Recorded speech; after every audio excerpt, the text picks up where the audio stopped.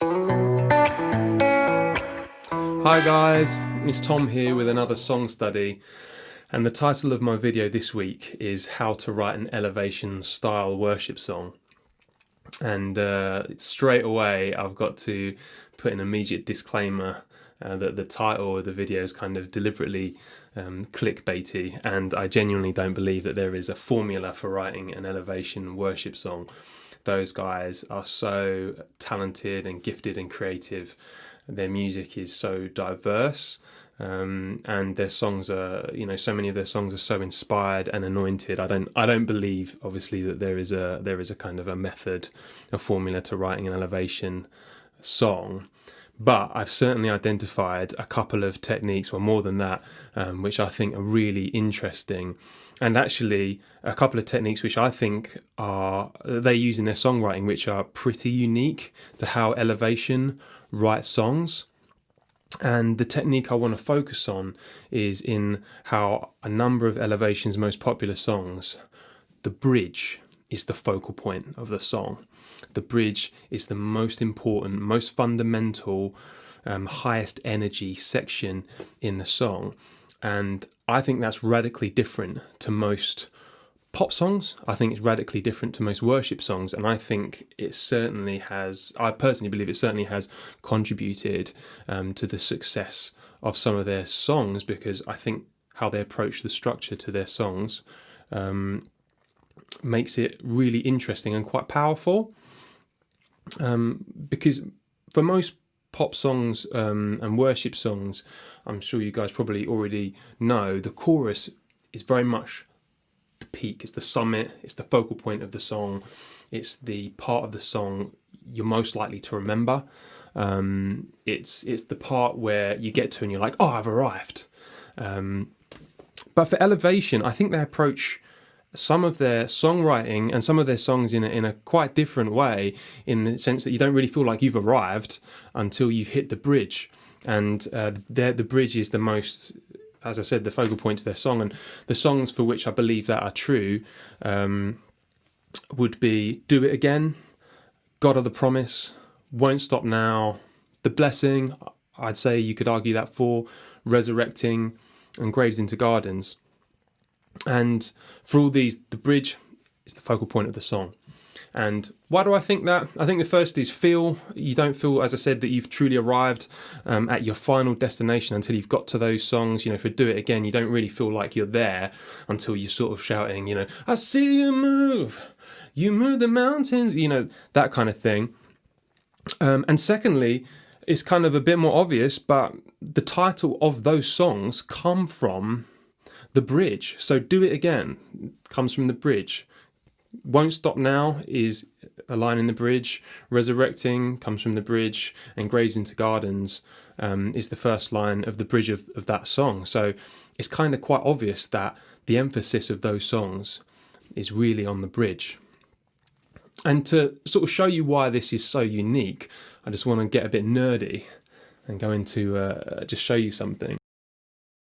Right, so to demonstrate why I believe Elevation are so innovative with how they structure some of their songs, I want to contrast how they structure their songs with a classic pop structure and then a classic worship song structure.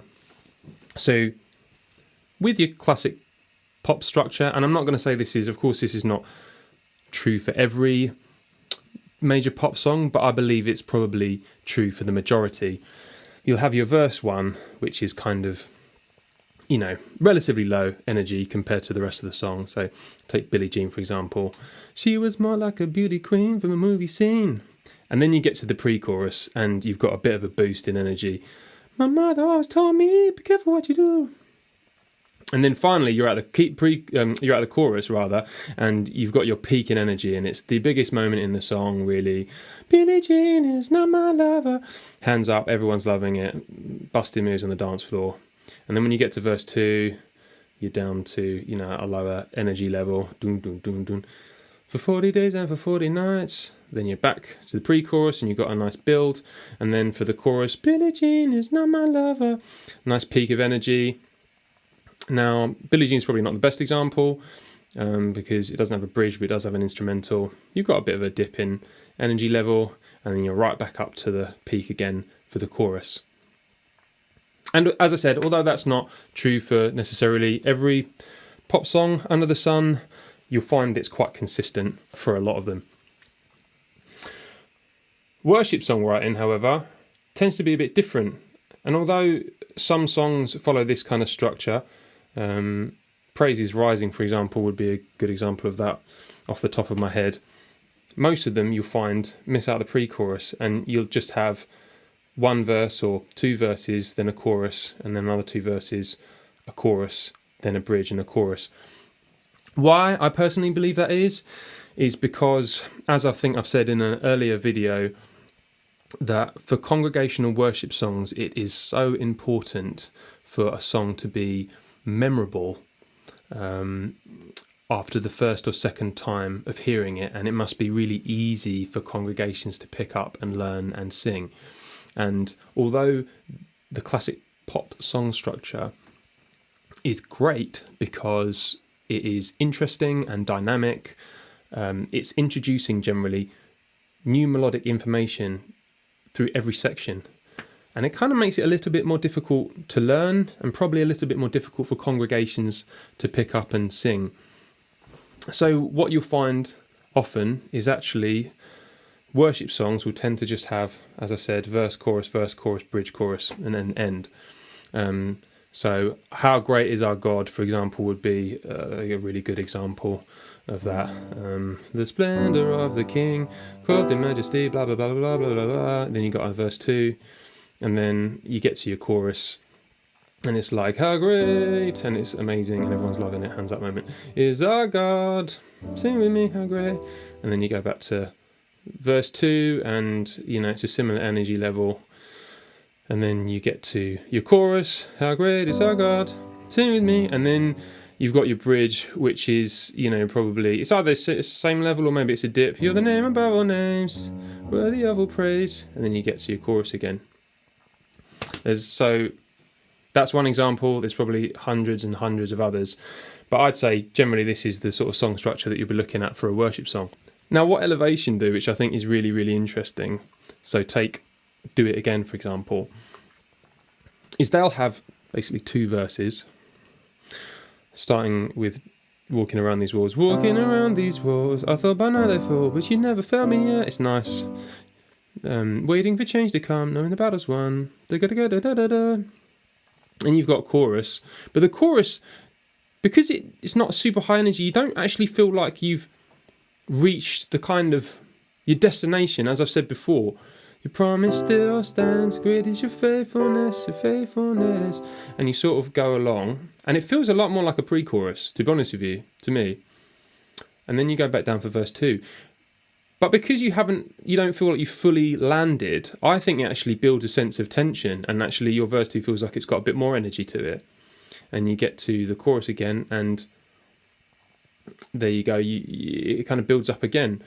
And it keeps building until you get to the peak, the real pinnacle moment of the song, which is the bridge. And it's like, dun, dun, dun, dun, dun, dun, dun, dun. I see you move the mountains, and I believe I see you do it again. And what I find interesting about this structure is I think it's really great at building tension. Because you don't have that big release moment, you're building all this tension through the choruses, through verse 2, through chorus 2, until you finally get to the bridge. And I just think that makes it super dramatic, and I think it's a really interesting technique.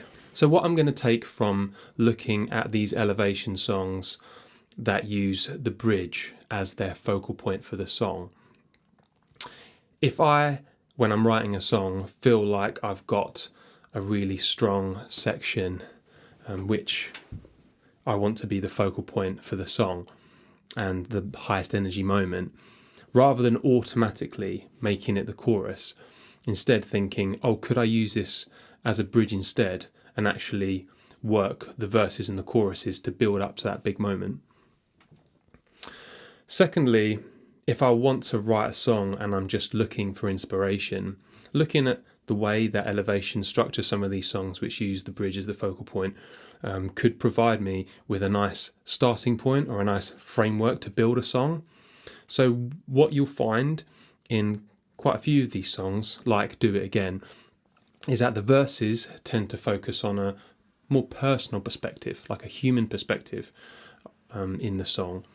And then the verses tend to shift the view and the focus more towards God. And the bridge is almost like a declaration of faith. So for Do It Again, walking around these walls, I thought by now they'd fall. I thought by now they'd fall. It's looking from kind of a personal perspective. And then the chorus is Your promise still stands, great is your faithfulness. So it's transferring the focus onto God. The second verse goes back to my perspective. I know the night won't last. And it goes on like that. Goes back to the chorus, which is focusing on God. And then obviously it ends in that famous dun dun dun dun, I've seen you move, like declaration of faith. So it's a really interesting framework, and I think it works quite strong. I think they've used it in a few other of their kind of bridge-focused songs. Graves into Gardens uses a similar kind of thing. I've sought the world, or I don't know can't remember what the first line of the verse is, but it's a I think is the first word, and then the chorus is God-focused, and then the You Turn Graves into Gardens is a big faith declaration. So those are the two things I'm going to take away. I mean, there's so much more I could go into, but I think for now, it's probably more than enough time. Hope you guys enjoyed that and found it interesting or helpful. Please, if you did, give us a like and a subscribe. Be much appreciated and all that kind of stuff. See ya!